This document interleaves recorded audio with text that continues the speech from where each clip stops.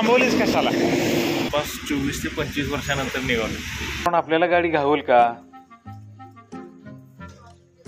पाली पाली ट्रकमधनं आलोय. आता आपली शर्यत लागली होती. नगीना पिक्चर मध्ये श्रीदेवीची जशी एंट्री व्हावी तशी एकी परास एक तंबतच आले. आता साखरप्यात आल्यावर पहिल्यांदा महाराजांचं दर्शन झालं. थांबला थांबला थांबला थांबला थांबला थांबला गेला.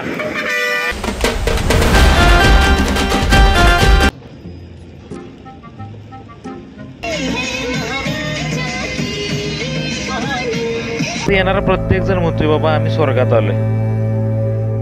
आज पहिल्यांदा मी सुद्धा त्यात स्वर्गाची अनुभूती घेतोय.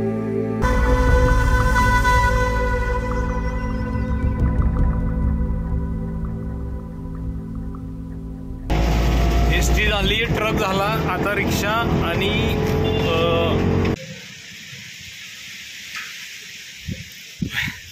नमस्कार. लई दिवसानं स्वागत आहे तुमचं. आज आहे मी बोरपा हॉटेलवरती आणि एक गोष्ट करणार आहे नक्की. ब्लॉग करू नको करू विचार करत होतो, म्हटलं करावं का. तर आज ज्या ठिकाणी जाणार आहे, ज्या गावाला जाणार आहे त्या ठिकाणी जवळपास 24 ते 25 वर्षानंतर निघालो. म्हणजे 4थीत असताना सहलीला गेलो होतो. त्यानंतर आज 24 वर्षानंतर एका महत्त्वाच्या कामासाठी चाललो आहे. ते नंतर मग सांगेन काही दिवसानं. पण आपण निघालो रत्नागिरीला. रत्नागिरीमध्ये 2 जुन्या दोस्तांची भेट घ्यायची आहे, राकेश आणि स्वप्नील.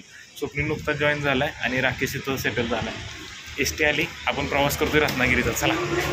मालकापूर आहे ना? थांबा, अजून एक सीट यायची पाठीमागे. मी पालीला जाणार आहे. आली आहे काय? बरं बरं बरं बरं.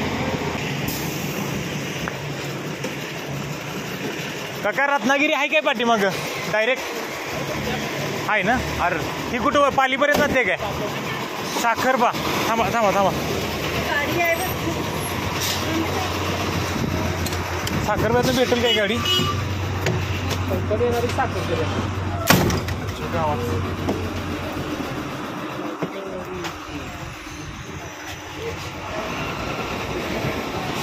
मंडळी आपण निघालो आता रत्नागिरीला. बऱ्याच वर्षानंतर आपल्या एस टीचा प्रवास पण होतोय.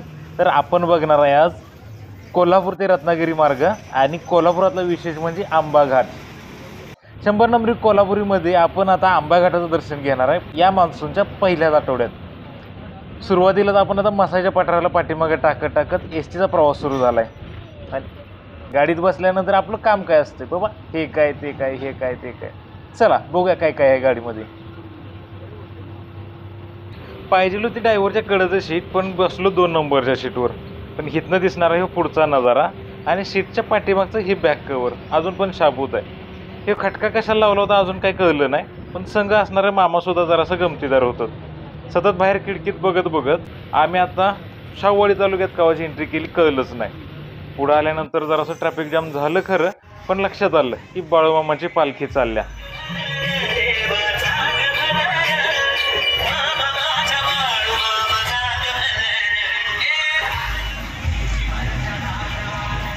बाळूमामाच्या पालखीला नमस्कार केला आणि पुढं बांबुडत आल्यावरती कंडक्टर साहेबांनी आपल्याला इशारा केला की पुढचा मामा उतरणार आहे, चल लवकर तिकडं. म्हणून मामा उतरलं आणि आपण निघालो पुढच्या सीटवरती. पुढचा प्रवास आपला असणार आहे ड्रायव्हरच्या कडेच्या सीटवर नाही. चला.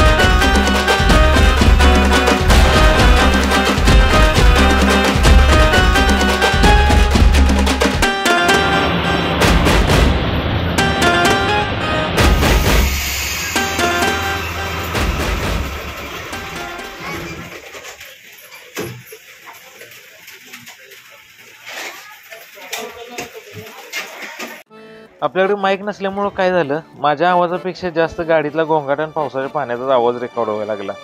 बरं, मी इथं काय सांगायला लागलोय की अचानकच राकेशचा फोन आला आणि मलकापूर स्टँडमध्ये आपली एंट्री होत होती, तो शूटिंग करायचं राहून गेलं. ते जाऊन देईल. राख्याने एक महत्त्वाची गोष्ट सांगितली, ती म्हणजे काय, साखरप्यातनं पुढं पालीपर्यंत आपल्याला गाड्या मिळणं लय अवघड आहे.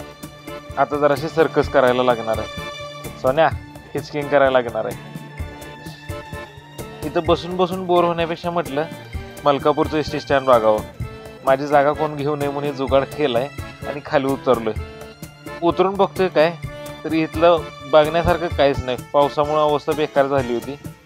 पण खाली उतरल्या डाव गणल्याला लक्षात आला. का तर ज्या गाड्यांची मी वाट बघत होतो त्या नगिना पिक्चरमध्ये श्रीदेवीची जशी एंट्री व्हावी तशी एकी परास एक तंबतच आल्या. डाव गणलाय कसा की ज्या गाडीची वाट बघत होतो त्या गाड्या फुल होत्या म्हणून सांगितलेलं.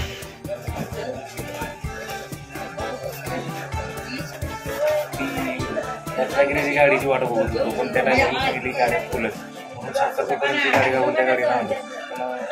शिवशाही मोबाईल होती. पण आता काय झाले, असं वाटलं की साखरपेट पुढं पालीपर्यंत गाडी घेऊन पाऊस पण वाढला, इकडं अवघड झाले. बघ, हिचकिंग करायचं आहे सोन्या, हिचकिंग गावाच्या गाडीनं जायचं आहे. आता पावसामुळे बाहेर थांबता येईना झाले आणि बाहेर दाखवण्यासारखं पण काय नाही. एस टी स्टँड आहे. 10 मिनिटाचा ब्रेक घेऊन गाडी चालली आपली मलकापूरच्या बाहेर. स्टँडमधनं बाहेर पडल्यानंतर आपण पोहोचतोय बाजारपेठेमध्ये.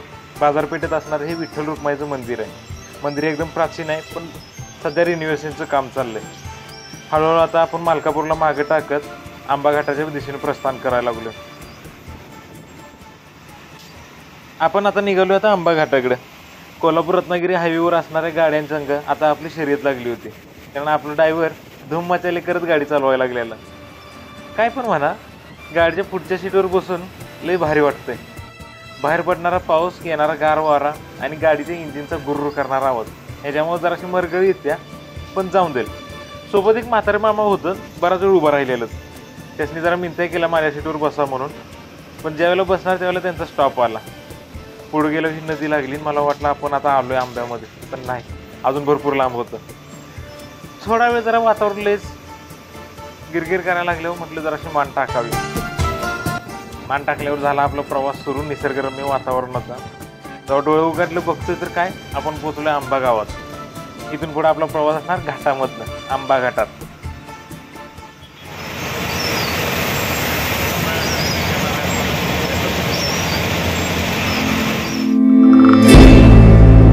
आंबा घाट कोल्हापूर आणि रत्नागिरीला जोडणारा एक घाटमार्ग. कोकण आणि देश यांना जोडणारा डोंगरी मार्ग. आंबा घाट हा कोल्हापूरपासून कमीत कमी 55 किलोमीटर अंतरावर आहे आणि तेवढंच अंतर रत्नागिरीपासून आहे.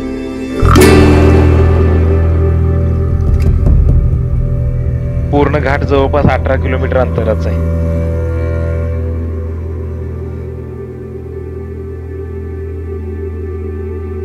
या घाटाची उंची समुद्र सपाटीपासून जवळपास 2000 फुटावर आहे.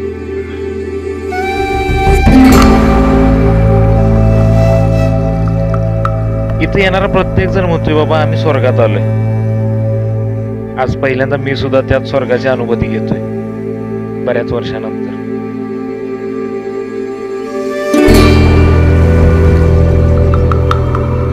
आंबा हे कोल्हापुरातील थंड हवेचं एक ठिकाण आहे आणि या घाटामुळं महाराष्ट्राच्या पर्यटनात आणि पर्यायानं कोल्हापूरच्या पर्यटनात 4 चांद लागले जातात. जास्त काही बोलत नाही, आपण घाटाचा अनुभव घेऊया, स्वर्गाची अनुभूती घेऊया.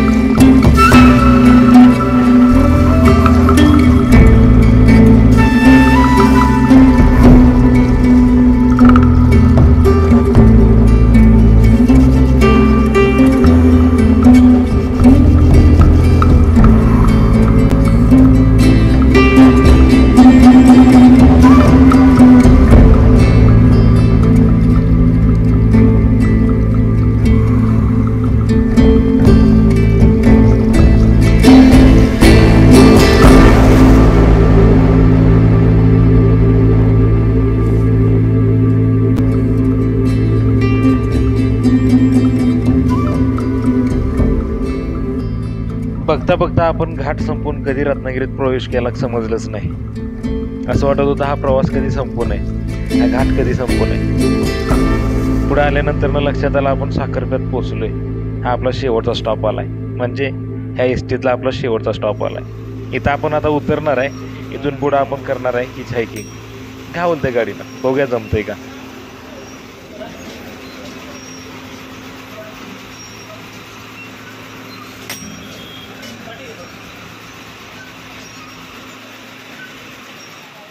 चला येऊ काय. अरे देवा, छत्री वित्री नाही आता.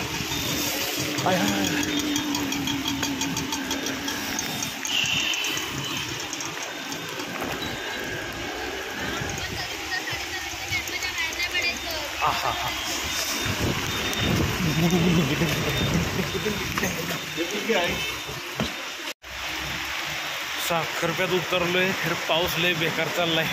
आता गाडी घावत्या का नाही कोणाला पालीला. राकेश येईल पालीत न्यायला. राकेश पण नाही तर माझा लय जण दोस्त आहे, बऱ्याच वर्षानंतर भेटणार आहे त्याला. त्याच्या घरी जाणार आहे पहिल्यांदा, त्याच्यानंतर पुढचा कार्यक्रम करूनच नाही घेतला. एस टीची वाट बघाय नाही घावली गाडीने जाऊया पालीला जायचं आहे. तसा पाऊस मालकापुरातच सुरू झालेला, पण घाट उतरल्यानंतर जाळंदूर संकट काढायला लागलेला. साखरप्यात आल्यावर पहिल्यांदा महाराजांचं दर्शन झालं आणि जवळजवळ 1.5 ते 2 तास त्या स्टँडमध्ये उभं राहून ठिकाणी एक तिकडं इकडं जाणाऱ्या गाड्या बघत होतो. त्यात आपल्याला घावण्याचे चान्सेस. तरी विचार केला, इथं उभं राहून आपल्याला गाडी घावेल का. हो, लय उशिरानंतर पाऊस थांबला बाबा जरा. आता स्टँडच्या जवळ काम चालू असल्यामुळं काय झालं, मेन रोड सोडून मेन स्टँड सोडून गाड्या एक साईडला चौकात थांबतात, तिकडे जातात. आता गाडी कुठली घावते का बघूया. पाली रत्नागिरीला जायला. आणि थोड्याच वेळात आपल्याला घावत्या पहिली गाडी.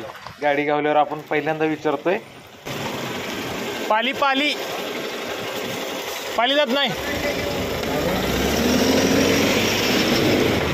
हा, हिला मग थांबवलीच कशाला. त्यावर पाठीमानं आली दुसरी गाडी, तिला लांबनच विचारलं, पाली पाली. थांबणार नाही माहित होतं. तो ट्रक आलाय पाठीमागनं. आता 2 गाड्या सुटल्या, पण तिसऱ्या गाडीनं योटच केला होता. बघा काय करतोय तो. ट्रक आलाय तर पाठीमागनं, त्याला विचारा नेतोय का नाही कोणाच ठाऊक. आता ते जायला देवा. थांब रे. पाली पाली पाली. हां, थांबणार आहे का जाणार आहे. हा, इला थांब.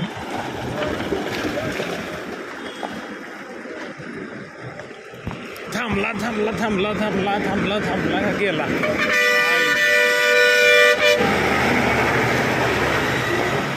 बऱ्याच उशिरानंतर एक ट्रक गावला. किती वेळ लागलो पाली जायला. लागेल तू लागेल तरी अंदाज अंदाज सांगतो. चांगली फजिती झाली. छत्री विसरलो. इकडे छत्री घ्यायला पण दुकानं पण जवळ नाही तर. आणि छत्री इकडे थांबल्याशिवाय गाडी पण गावत नाही. अरे बाय, तिकडची काय मावी चालत चालत गेला असेल तोपर्यंत. बाहेर पावसानं धुमाकूळ गाठलेला. मी पण गाडीत भिजूनच बसलो होतो. संघ असणाऱ्या माणसासंघ जरा मिसळायचा प्रयत्न केला, बोलायचा प्रयत्न केला, पण त्याचं एक्सप्रेशन बघा.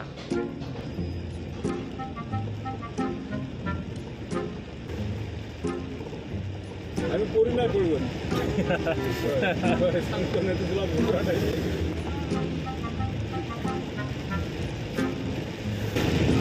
पोरगी असू दे पोरगा असू दे, पैशाची. ड्रायव्हर मामाचा युनिक डायलॉग झाल्यावर मी गेलो डायरेक्ट इतिहासात. एकदम रोमॅन्टिक. तुम्ही पण चला.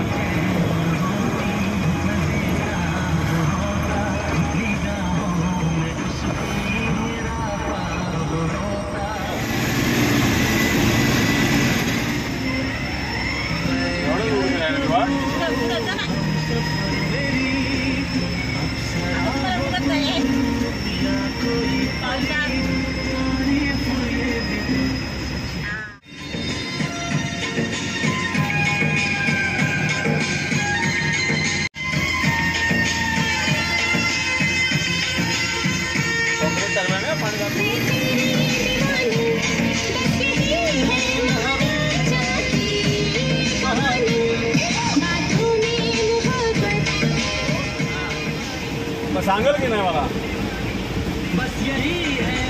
बोला तर मला कळणार ना. त्या ट्रकमधनं आलोय. हिंदुस्थान पेट्रोलियम रेग्युलर चांगलीच नाही त्या गाडीची. संध्याकाळचे 6 वाजल्यात. एक मिनिट. हां, संध्याकाळचे 6 वाजल्यात जवळजवळ. 3-2 तासाचा रस्ता आहे म्हणून सांगितलेलं, पण सकाळी 1 वाजता सुरू केलं तर 6 तास गेलं. आणि पाऊस नाही म्हणून सांगितलेलं, पण आजच्या गावात रेनकोट घालायला चान्स नाही, छत्री घ्यायला चान्स नाही, काय नाही. आता राकेशच्या घरापर्यंत जायचं आपल्याला. की आलो आपण पालीमध्ये. पालीची रत्नागिरीची पाली. तिथे इथनं तर रिक्षा घेऊन जायचं आहे देवतळ. पावसानं धुमाकूळ घातल्यामुळं राकेशला इकडे येता आलेलं नाही. त्याच्याकडे 2 व्हीलरच असल्यामुळं आपल्याला आता रिक्षानं त्याच्या घराला जायचं आहे. रिक्षानं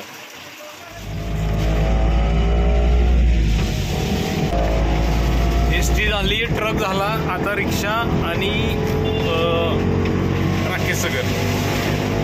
पाहिजे इथनं किती लांब आहे दादा? पुढच्या 5-1 मिनिटात दोस्ताला भेटूया आता. गाड्यांना रिक्षा मात्र भारी सजवलेली. आतलं डेकोरेशन बघत बघत कावा राखेच्या दारात पोचलो, कळलंच नाही. हा हेच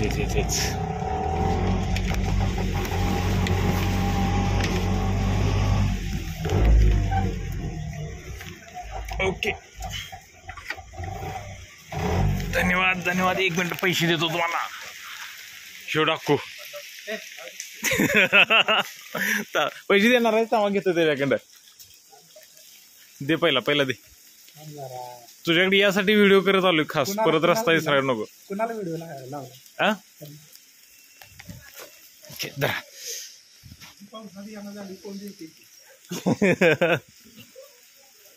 ओके, थँक्यू. पहिलवान काय इधर तुला माझ्याकडे हे थांब रे. तुझं असं इधर काय कसं काय हाय का बरं? किती वर्षानं दिसतंय पप्पा? बनलेला काय ती मी राकेशच्या घरात एंट्री केली, पण स्टोरेज फुल झाल्यामुळे व्हिडिओ झाला आणि आमचं फर्स्ट इम्प्रेशन पूर्ण एक्सप्रेशन राहिले. मग आता घरात पहिल्यांदा आवरून भिजलेले कपडे बदलून राकेशच्या क्लिनिकमध्ये आलोय निवांत बसायला. तर हाय आमचा डॉक्टर राकेश, म्हणजे पालीमध्ये आता नैसर्गोपचार तज्ञ म्हणून याचा क्लिनिक आहे. तिथे क्लिनिकमध्ये आलो. बाहेर पाऊसले जबरदस्त आला आहे. आणि त्याला मी जवळपास त्याने कॉलेजनंतर भेटलो आहे. मधल्या काळात भेट झाली सोडा, पण बऱ्याच 12 वर्षाच्या गॅपनंतर. आता मम्मींची भेट झाली 12, 13, 14 वर्षानंतर. इतक्या वर्षानंतर भेटायला आलो आहे. तर याच्यासोबत आपली भेट घेण्यासाठी आपला पहिला ब्लॉग झाला याचा. आणि उद्या रत्नागिरी 2 दिवस असणार आहे. आज उद्या आत्ताचा ब्लॉग संपला की बाबा कोल्हापूरवरनं पालीपर्यंत मित्राला भेटायला आलो होतो. तर हा प्रवास आपल्याला कसा वाटला नक्की सांगा. आणि दुसरी गोष्ट काय की राजवीर हेल्थ केअर पाली रत्नागिरी रोडला पाली बरोबर स्टँड आहे ना, पालीच्या स्टँडवरती हे निसर्गोपचार तज्ञ आहे. आणि आमच्या डॉक्टरांचा लाभ घ्या. आणि आजचा व्हिडिओ कसा वाटला नक्की सांगा आणि लवकरच शेअर करत चला. पुढचा व्हिडिओ लवकरच येत राहील. ठीक आहे, चला. गडबड झाल्या, रात्र झाल्या आणि पाऊस पण भयानक आला, तर आपल्याला घरी जायचं आहे. Bye bye. ज्या कामासाठी आलो का नाही ती आता तुम्हाला समजतं की का आलो होतो. ते मला मणक्याचा त्रास होत होता, म्हणून दोस्त आपला एवढा मोठा डॉक्टर झाला आहे, तर फायदा कधी घ्यायचा.